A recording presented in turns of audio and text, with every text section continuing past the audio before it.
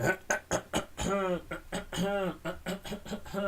absolutely no idea why I decided to do this video standing up, but 2019, new year, new me, and a new way to film videos.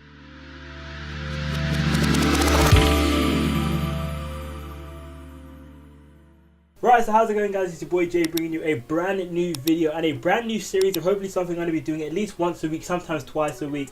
And it's basically called Why Is This Trending? And I mean, it's very self-explanatory. I'm going to be looking at things which are trending on the internet and we discuss why they are trending. Because I mean, it's absolutely creative and probably the best idea I could ever think of. But before we get into the video, make sure you do follow me on my socials. They're going to be going along the bottom of the screen right now. I don't know if it's going this way or if it's going that way. Anyway, it's going to be going one of the ways, and obviously make sure to follow me on my Twitter, Instagram and Snapchat, where I'm posting a lot more on there. Of course, if you see something you think I should talk about in one of these videos, obviously you can send it to me on Twitter, Instagram DMs, or even Snapchat if it's on Snapchat.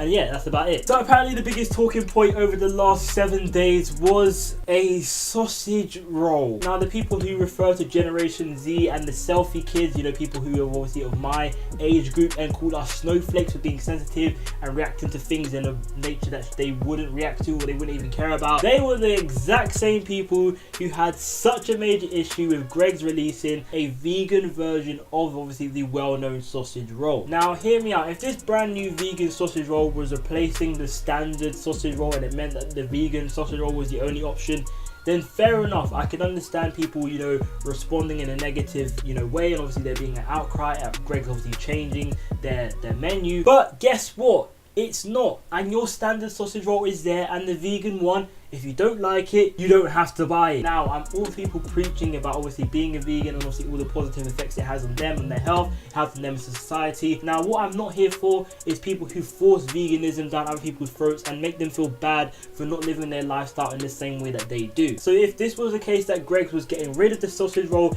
and the vegan sausage roll was the only option, then this would be in that same breath of people, you know, forcing them to live their lives a certain way. However, it's not. The standard sausage roll is probably going to be nowhere near the vegan sausage roll, just due to some people who feel that it could be cross-contamination to have a meat product and a vegan product nowhere near each other. You're probably not even going to notice it if you have no intention of buying it, but for some people this bit of common sense seems to just completely elude them. The likes of Piers Morgan, who just seem to have an absolute hissy fit over them releasing this vegan sausage roll, but apparently people are too sensitive and snowflakes to matters that actually affect them and not a piece of meat or a substituted version of it. Now, from one scandal to another, Jake Paul and Ricegum found themselves in a bit of hot water over them apparently promoting a scam, fake, not legitimate gambling site to their obviously young predominantly audience. Now, they were both promoting the mystery box site Mystery Brand. Now, in my opinion, when it comes to promoting things like this and situations like this, my idea of whether it should be classed as a scandal or not changes on a few various factors, and I think you probably agree with me on these ones as well. Now, the first thing, when it comes to promoting something,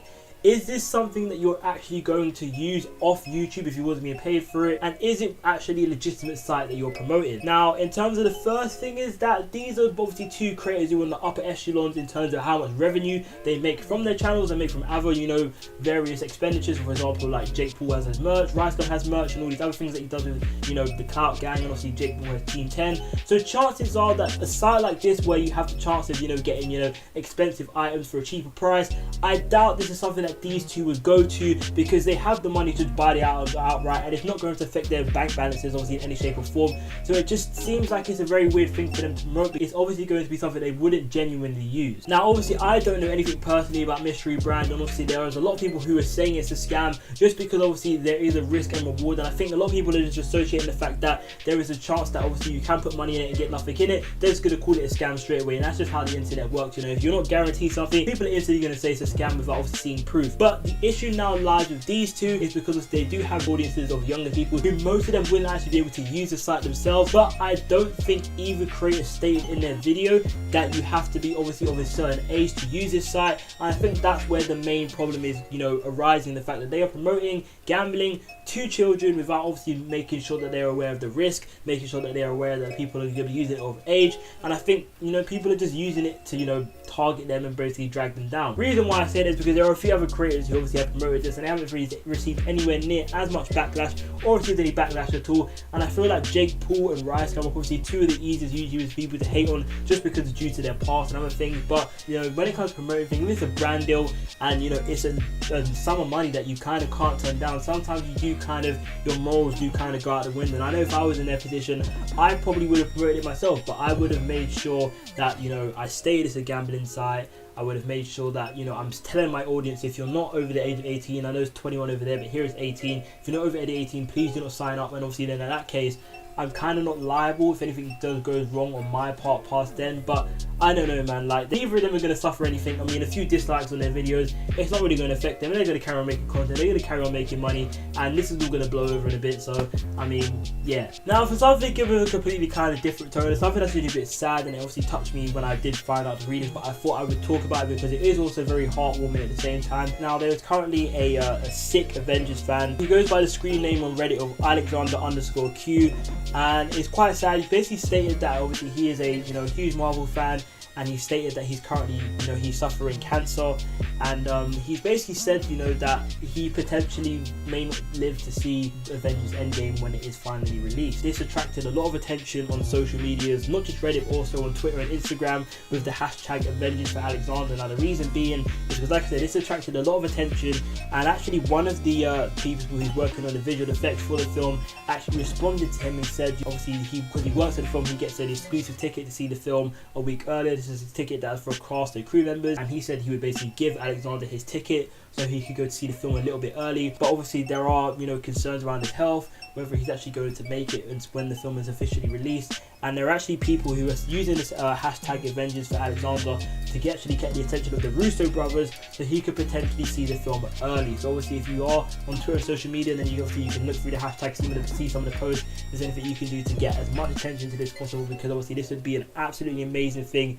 and it shows the real power of the internet, and it can do really good things, people. So if you are on Twitter, Instagram, any social medias, hashtag Avengers for Alexander, Avengers for Alex. It'd be amazing. And yeah, I really hope that, you know, the Russo brothers and everyone pulls through, and I really hope that Alex does also pull through, so he can see Avengers Endgame and enjoy it just like the rest of us are, because I'm sure it's going to be an absolutely amazing film, and I can't wait to see it. And I also can't wait to make sure that I see that Alex sees it as well. So yeah, man. Now anyways, now for something funny, kind of funny, a little bit funny, remotely fun. Okay, not funny at all. But anyways, the Coachella lineup came out, and yeah, that's obviously a big moment of the year. You know, everyone's got it in their calendars, waiting for it. New Year comes with me. It's only a couple of days till Coachella lineups were lined out, and yeah, I'm waffling now. But anyways, I mean, obviously some people's reactions to it are always great, but I think this year it was almost at its peak. Like, I mean, we started off with Kanye being Kanye and him pulling out of Coachella completely because they wouldn't give him the set design or stage design that he really wanted, and they were limiting his creative ability. Basically, it's just Kanye being Kanye, okay? Next up, we had an artist who goes by the name of Burna Boy, and he was basically complaining that the size and font of his name was too small for basically who he was. He had a whole run on Instagram basically ranting about this. Now, I think the problem with this is that some people feel so self-entitled because in their own lane, they're the biggest thing in his own lane, because he's a self-proclaimed biggest artist in Africa, which I don't know the stats behind it, whether that is true or not. But what it is like, because he's the biggest artist in Africa, his name should be bigger because he's massive in Africa, massive African audience, blah blah blah, not realizing that the African music industry is nowhere near compared to the mainstream, which is basically America. So even if you are the biggest thing in Africa and you put you in America, you're not taking up all the space in America. That's like me. I probably am the biggest YouTuber in my area because I kind of don't know any of YouTubers from my area.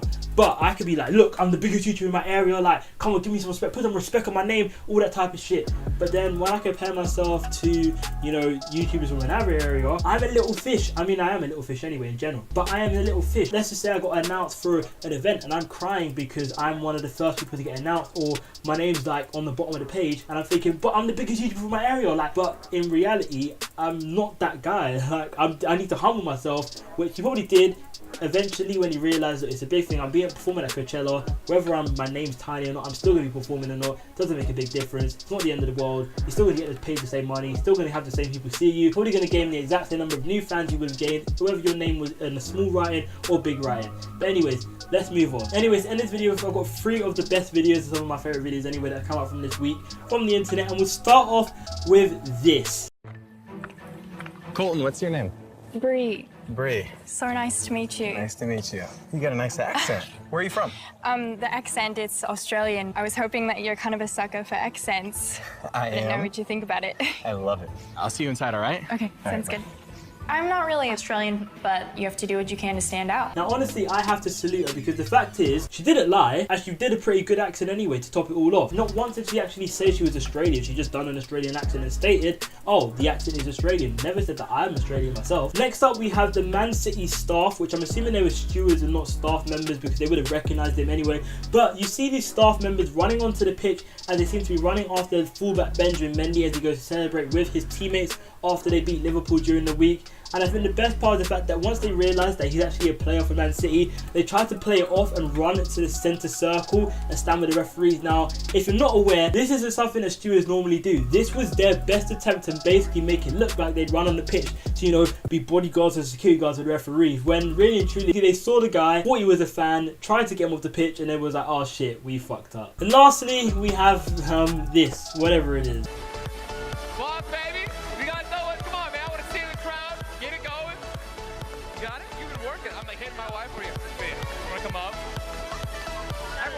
Get it, come on, baby. Show me what you got. Show me what, just move. If you got no one, just move. It's all I want to see, some movement. I'm not seeing enough movement. And yeah, I think the less said about that, the better. But anyways, if you haven't made it this far into the video, please don't forget to leave a like on the video and subscribe if you haven't already. My socials are going to be going across the bottom of the screen as they are right now. And like I said, if you do have any suggestions, things I could talk about in another video, make sure to tweet me them, DM me them on Instagram, or send me them on Snapchat, and I will get to do that in the next video. And I'll probably shout you out if you do give me a good suggestion. But apart from that, this has been your boy Jay, and as always, I will see you next time. Shit that your shit doesn't bother me. Did it for me and I did it for honesty. Fuck all your rules, man, and fuck